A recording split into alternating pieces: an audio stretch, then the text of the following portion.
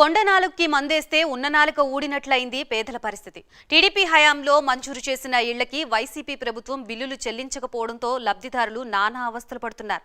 జగన్ ప్రభుత్వ నిర్లక్ష్యంతో పేదవాడి సొంతింటి కల కలగానే మిగిలింది. వైసీపీ ప్రభుత్వ నిర్లక్ష్యం, లబ్ధిదారులు ఇబ్బందులపై ప్రైమ్ 9 స్పెషల్ స్టోరీ.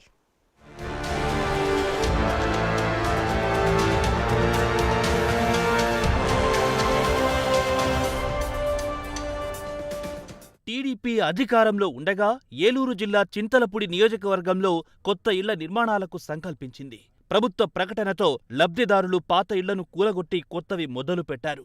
అంతలోనే ప్రభుత్వం మారింది. లబ్ధిదారులకు ఇబ్బందులు మొదలయ్యాయి. 5 ఏళ్లు గడుస్తున్నా లబ్ధిదారుల ఖాతాల్లో నగదు మాత్రం జమ కాలేదు. అధికారుల చుట్టూ ప్రదీక్షణలు చేసినా ఫలితం లేకపోవడంతో చేసేదేమీ లేక పునాదులపై పాత చీరలు, కవర్లు కప్పుకొని జీవనం సాగిస్తున్నారు. అయితే ఇటీవల గృహ నిర్మాణ శాఖ అధికారులు వచ్చి బిల్లులిస్తామని ఫోటోలు తీసుకెళ్లారు. నిధులు మాత్రం మంజూరు కాలేదని లబ్ధిదారులు వాపోతున్నారు. కానీ జగనన్న కాలనీల పేరుతో కొత్తగా నిర్మాణాలు చేపట్టిన వారికి మాత్రం బిల్లులు చెల్లిస్తున్నారు. గత ప్రభుత్వం మంజూరు చేసిన ఇళ్లను మాత్రం పట్టించుకోవడం లేదు.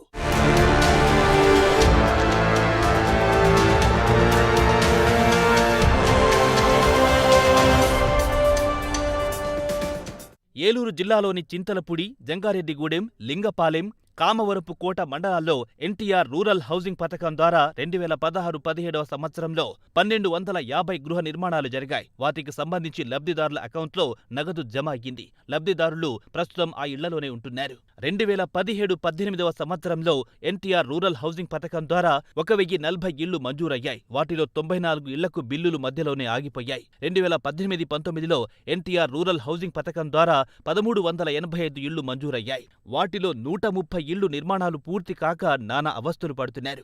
2019-2020లో ఎన్టీఆర్ రూరల్ హౌసింగ్ పథకం ద్వారా 136 ఇళ్లు మంజూరయ్యాయి. 96 ఇళ్లు నిర్మాణ దశలోనే ఉన్నాయి. ఎన్టీఆర్ గ్రామీణ పథకం ద్వారా 519 ఇళ్లు మంజూరు కాగా అందులో 88 ఇళ్లకు సగం బిల్లులు మధ్యలోనే ఆగిపోయాయి.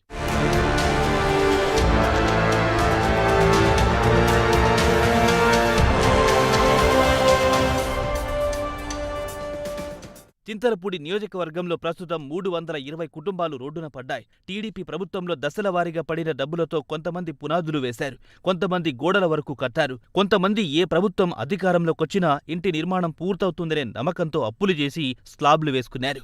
ఈలోగా 2019 ఎన్నికలు జరిగాయి. జగన్ ముఖ్యమంత్రి అయ్యాడు. ఇక్కడే కథంతా అడ్డం తిరిగింది. లబ్ధిదారులకు ఇక్కట్లు మొదలయ్యాయి.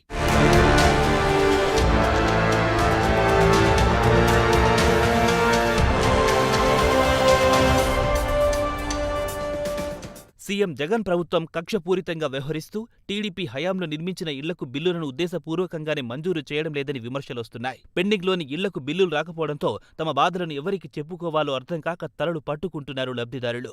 ఎండకు ఎండుతూ, వానకు తడుస్తూ భారంగా కాలం వెళ్లదీస్తున్నారు. రాజకీయాలతో సంబంధం లేకుండా బిల్లులు మంజూరు చేయాలని కోరుతున్నారు. లేనిచో 2024లో జగన్ను జైలుకు పంపించడం ఖాయమని హెచ్చరిస్తున్నారు.